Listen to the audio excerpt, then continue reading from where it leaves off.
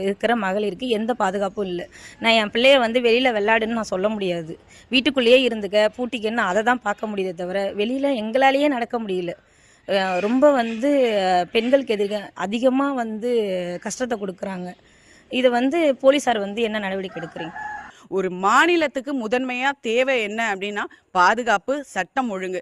இந்த சட்டம் ஒழுங்கு சரியில்லை அப்படின்னா அந்த மாநிலம் ஒரு முதன்மைய மாநிலமா இல்லை, கடைசி மாநிலமா கூட வரத்துக்கு கூட தகுதி இல்லாத மாநிலமா ஆயிடும். டாஸ்மாக் கடையில் பார்த்தா சின்ன பசங்க தான் அதிகமாக நிற்கிறாங்க. அதிகமாக நிற்கிறவங்க பார்த்தீங்கன்னா ஸ்டூடெண்ட்ஸ் தான் நிற்கிறாங்களே தவிர அவங்களாம் எப்போ இதிலேருந்து வெளிவர போகிறாங்கன்னு தெரியல. இதை ஒழிக்கிறதுக்கும் என்ன வழின்னு தெரியல. மாற்றம் வரணும்.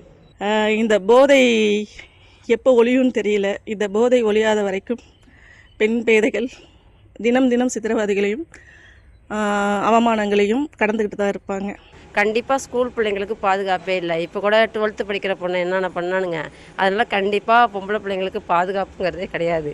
நம்ம கஷ்டப்பட்டு வளர்க்குறோம், ஆனால் பொம்பளை பிள்ளைங்களுக்கு பாதுகாப்பு கிடையாது.